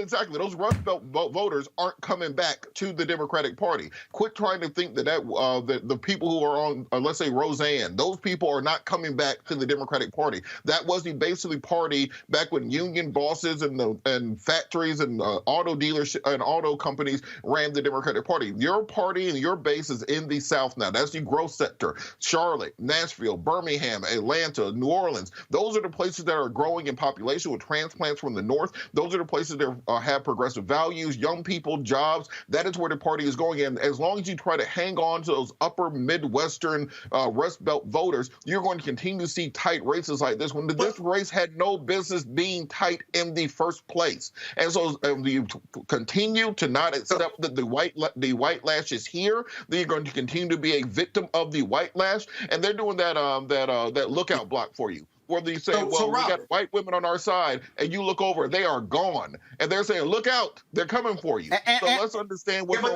on. And here's the point on those. And here's the point on those. Hold on. Scott and Monique. Scott, go ahead. Okay, because white people don't believe that Democratic policies and their platform, that the Democrats, when they say what they stand for, they don't believe that the Democrats are talking to them or they're white. They believe all of our positions on environment and healthcare and criminal justice reform and the economy and the alternative energy processes and programs are meant for black and brown people. No. They don't listen to the Democratic message, even if it's in their best interest. No, at you're least wrong. in part. You're wrong. They don't believe that the Democrats are talking to them. You're wrong. They think they're talking to black and brown people. No, you're wrong. That's a fact. No, you're I wrong. can give you reports and data on that. No, you're wrong. Monet, go ahead. Monet, go ahead. The most disrespected person, Scott, the most disrespected person in America is a black woman. The most unprotected person in America is a black woman. And the most neglected person in America is a black woman. There's a black woman on this ticket, at the top of the ticket. She's the person who, if this next president, who is upward in age, as we all admit, is unable to proceed, will become the president of the United States. She's the heir apparent for the presidency when he finishes his term. So anybody who's saying that this shouldn't have been close in an America that is as racist as it's ever been, that is a patriarchy, that is just steeping with white supremacy and misogyny and sexism, you're not awake. For all of the wokeness, you're not awake, because it's a fight, and we should have expected it to be a dogfight in order to be able to get Senator Kamala Harris to be in the position that Vice President Joe Biden had the smarts and the boldness to put her in. But don't mistake it.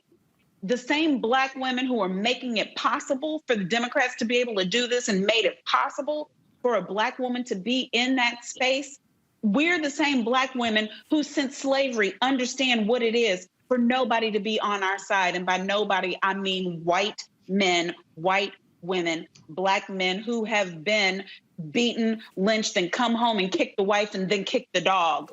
So the fact that we're screeching through, to me, is expected and appropriate, and we're good. We're winning right now, because I don't expect for people to be with me. Senator Kamala Harris said to Steve Harvey 2 days ago when she was being interviewed that when you're someone in our position, you get used to no.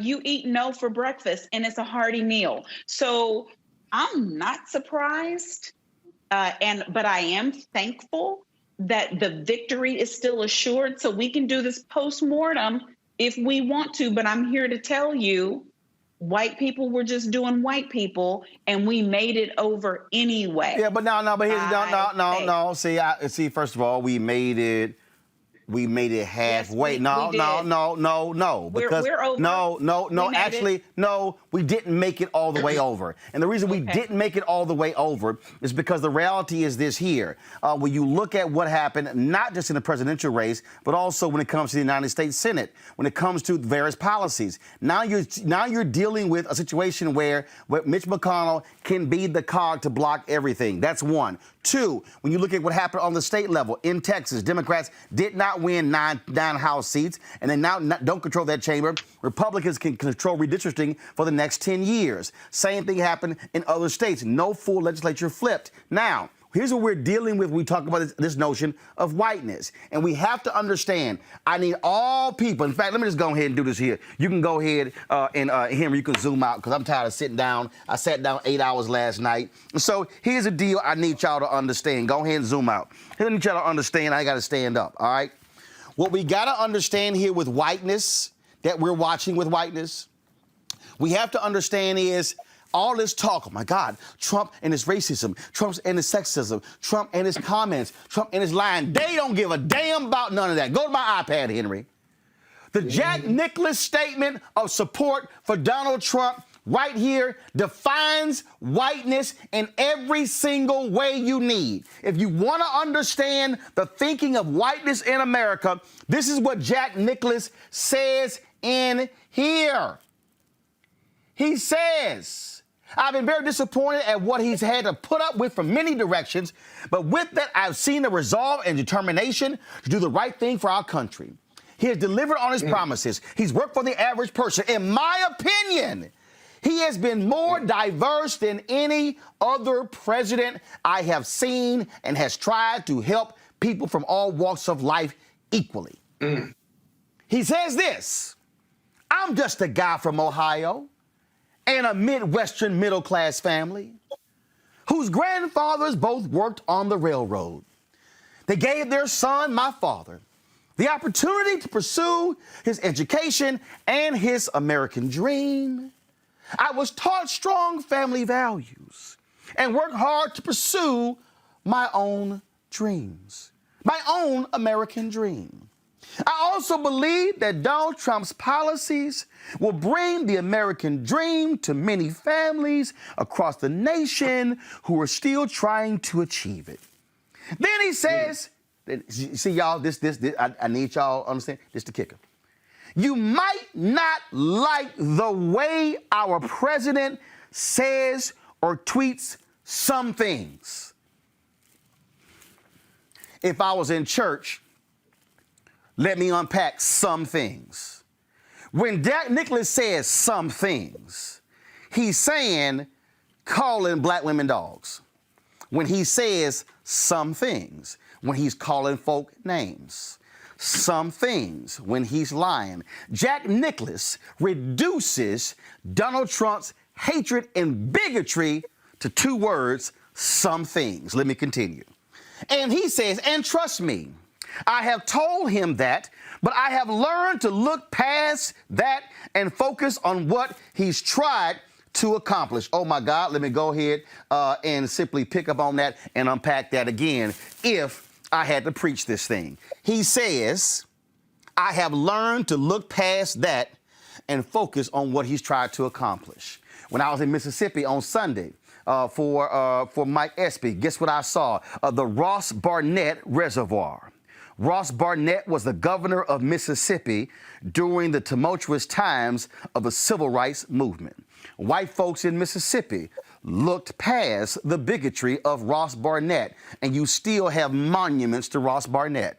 If you come into Washington, D.C., and you go to the Senate building, it's called the Russell Building. It's named after Richard Russell. Robert Patillo knows him well. He was a segregationist senator from Georgia. See, they looked past his racism and named a building in his honor. See, that's what white America has done. They have looked past the racism and the bigotry and then said, I'm focused on the things he's trying to accomplish. Back to Jack Nicholson's statement. This is not a personality contest. He writes, it's about patriotism, policies, and the people they impact. His love for America and its citizens and putting his country first has come through loud and clear. How he has said it has not been important to me. What has been important are his actions. Now you have the opportunity to take action. Let me unpack that.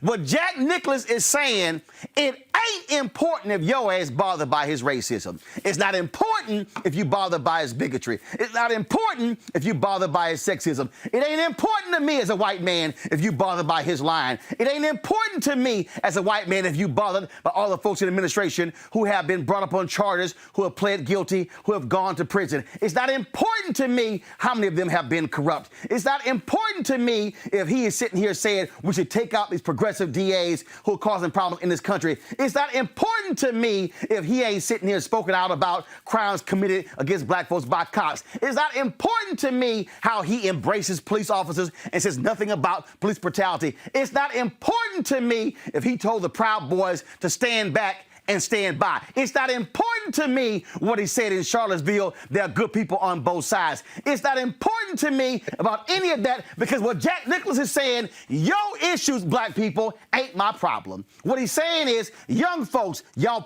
issues ain't my problem. What he's saying is, as a white man, I'm focused on my stuff and your stuff don't mean a damn thing to me.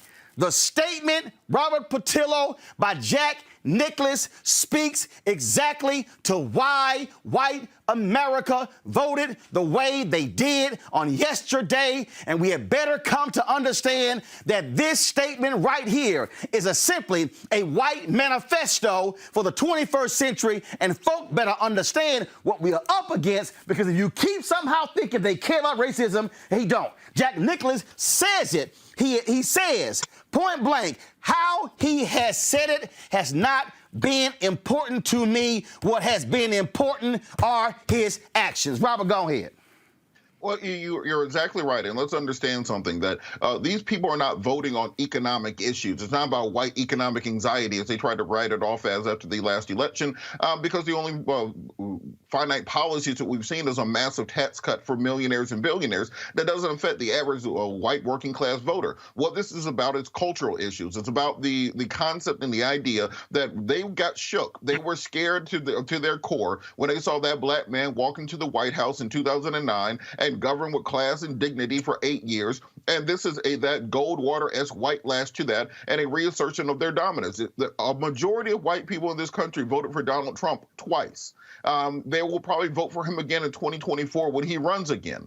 This is not a defect in the system. This is not the system breaking down. This is the system operating exactly as it was built to operate, exactly as it was intended to operate. And it's our job to understand that and put forth policies that are not meant to comfort these quote-unquote white working class voters that are supposed to be coming back in droves to the Democratic Party, but rather pushing forward the agenda that will turn out the maximum number of minority voters and urban voters who are ready to turn out. So when you have issues with black men voting for the Democratic Party, then you need to damn well put a reparations plank in the Democratic platform, because guess what? Those same white folks you're scared that you're going to scare off from the Democratic Party by being too radical, they are already gone and they are not coming back. Double down on who you have. Put forward a policy and an agenda that will support them, and then you will not be running these razor-thin margins in states. You'll be winning by massive amounts because you will be campaigning to the people who support you already instead of trying to win back people who are already gone. Come on, now. These black men ain't voting for no damn reparations. They vote for the masculinity of Donald Trump. They are voting for his economic policies. They ain't voting for reparations, because here's the deal. Donald Trump ain't supporting no damn reparations. Mitch McConnell not supporting reparations, Monique. They ain't voting for that. What we got to understand is this here. The Republican Party has no problem being comfortable with white supremacists, and we got to understand that for Democrats, and I've heard black people say, oh, these black men, they misogynistic. Guess what? Guess what? A lot of them are misogynistic. A lot of them are patriarchal.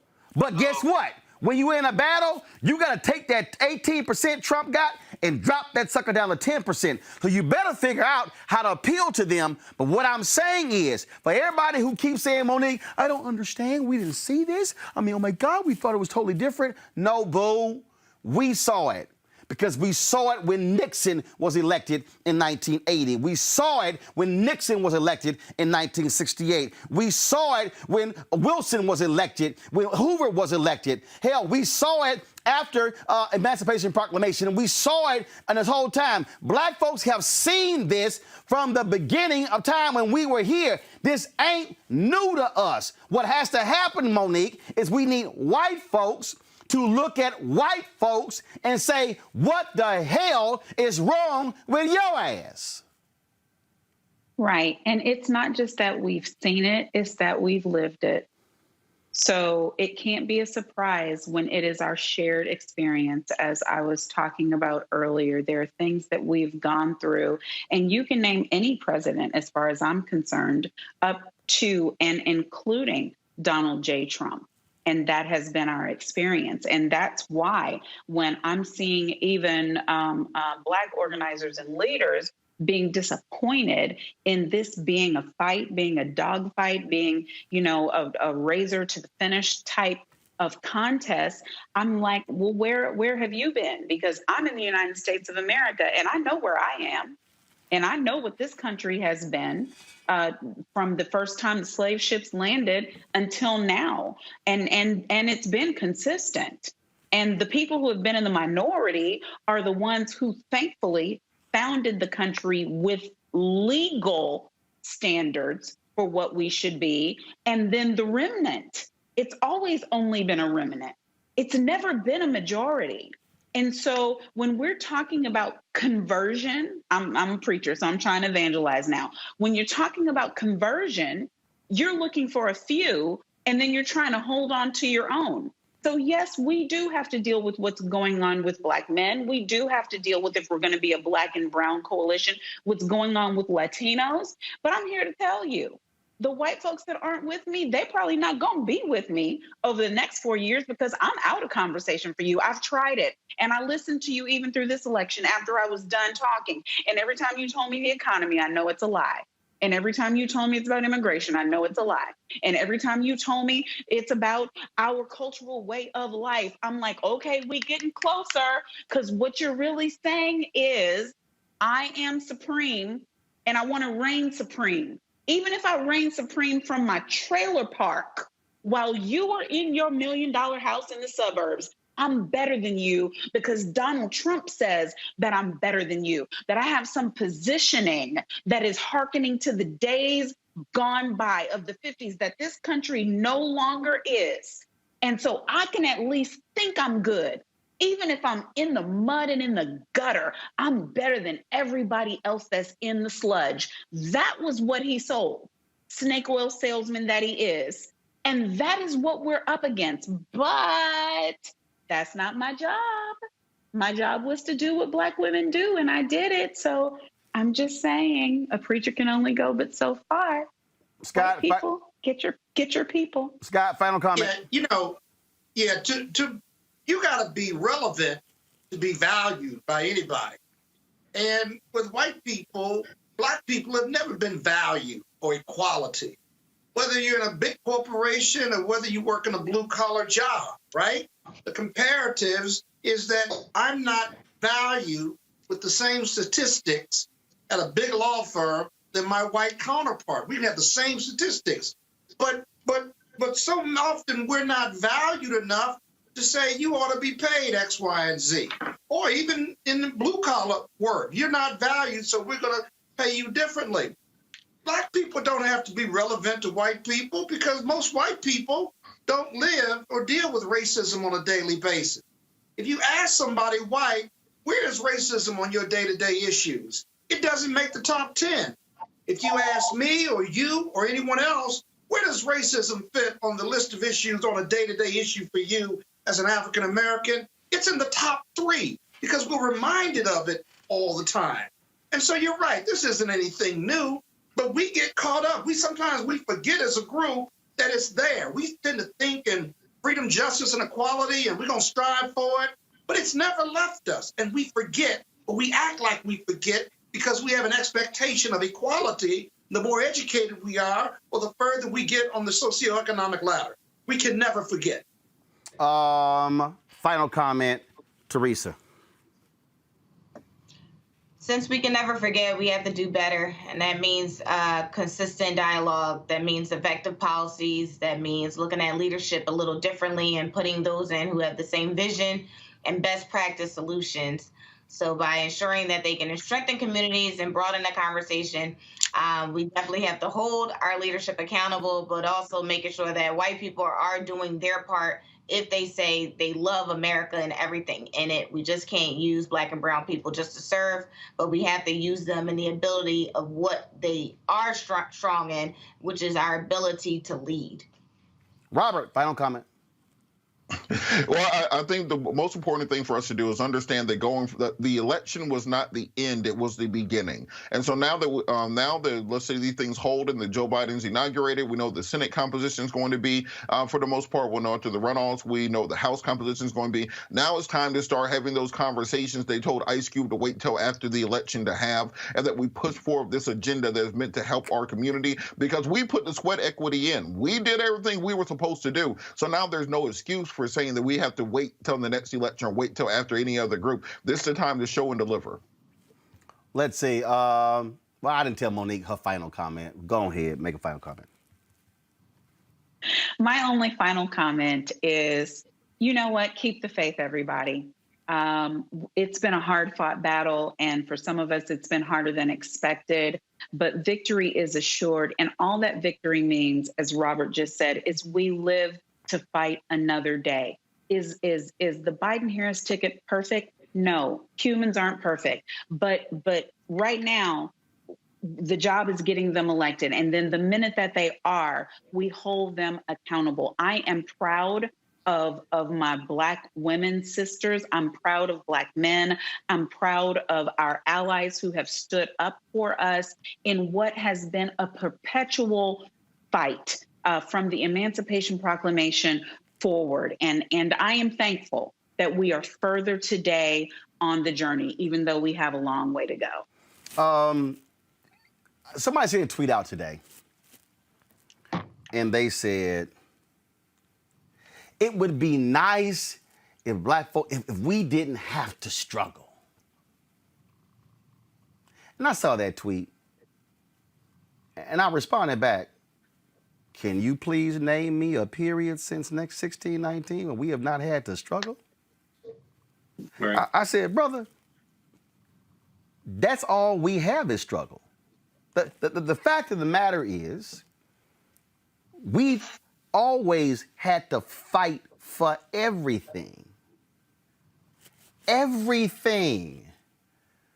White America has never given us anything.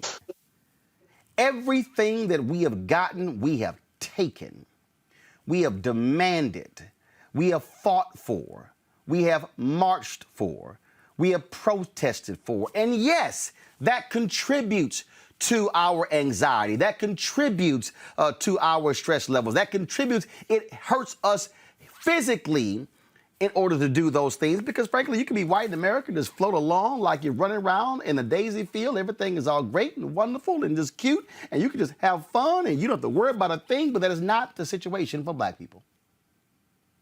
But let me say this to the folks who are watching, to the people who are trying to figure this whole thing out. You know what this called? You know what this is? We got next. This year alone, Reverend C.T. Vivian, Reverend Dr. Joseph Lowry, Congressman John Lewis, this year, we lost collectively 240 years of leadership. We got next. We're sitting here, folk are despondent and upset and trying to figure out, oh my goodness, what happened, and 55% of white men and 55% of white women and 18% of black men, and oh my goodness, what's going on? Please, by all means, tell me, how did the black folks feel in Mississippi in 1890? Please tell me, how did the black folks feel when they had to deal with this whole issue in 1905, when they had to deal with the Red Summer? Please tell me what they had to deal with. Guess what? We got next. And for all you black folks sitting out there watching and listening to me on our podcast who are trying to figure out, but what do you mean we got next? That means, guess what? It's your damn time at bat. Dr. King said on April 3rd, 1968, when he gave his speech at Mason Temple in Memphis, he said, be true to what you put on paper. We know the Electoral College is a racist system. We know that system has to be changed, but you cannot demand change of a political system if you also don't vote, because how in the world are you going to change something if you don't vote for the very people who can actually change what you desire? So, Wisconsin called for Joe Biden. Michigan called for Joe Biden. They're going to be finished counting likely tonight in Georgia and Arizona as well. Joe Biden may very well be declared president of the United States. That's one piece of the puzzle. Democrats may not control the Senate. They might have 49. That means that if you black, get your ass to Georgia and do all you can to ensure Raphael Warnock is elected the next senator from Georgia on January 5th, 2001. That means you show up and show out at the polls to make it happen. What that means is we raise holy hell and put the kind of pressure Mitch McConnell has not seen. And when his hands were burnt and they looked like they were black, let his ass know what it feels like to have black pressure. Y'all, some of y'all were thinking that we were going to have time off if Democrats won the Senate and Biden and Harris got in and it was going to be all rosy and we can have a great time with the inauguration. No, hell no. You are on the wall. You have got to stand up because you got next. And to the Democratic Party, let me be real clear with you. Oh, yes, we're coming after you as well. Because your ass owe us even more now. Because Detroit saved your ass. Atlanta saved your ass. Philadelphia saved your ass. and the $6 million the Biden campaign spent on black media, sorry, I'm not impressed. To the DSCC, the DCCC, to all of those organizations, if you think we're going to be silent and watch as we save your ass again and you're going to go back to chasing white women again, no, you going to have a black male program and initiative to speak to brothers who are blue collar, who are disaffected. You are going to have real programming. Oh, trust me. If you thought black women sent word to you and a shot across the bow after 2016, you ain't seen nothing yet. To the Republican Party, I said in 2017, this means war. Don't think for a second that we gonna sit silently and let y'all play games and drive your asses around in your Trump trucks with your flags. No. I said this means war in 2017. That don't mean the war has ended. Folks, if you want to support Roland Martin Unfiltered, please support us by joining our Bring the Funk fan club. Your dollars make it possible for us to do what we do. Cash out, $RM Unfiltered, paypal.me/is R Martin Unfiltered, Venmo.com/RM Unfiltered. You can send a money order to New Vision Media Inc. NU Vision Media Inc. 1625 K Street Northwest, Suite 400, Washington, D.C. 2006. Scott, Robert, Monique, and of course, Crazy One out of Philadelphia. We appreciate that. You know, I always got to see them mess with you. We appreciate that. Please count them Philadelphia ballots for us. Please make that thing happen because, again, we want to take Crazy Fool out. Let everybody else know we're coming for them next. I'm going to see y'all tomorrow.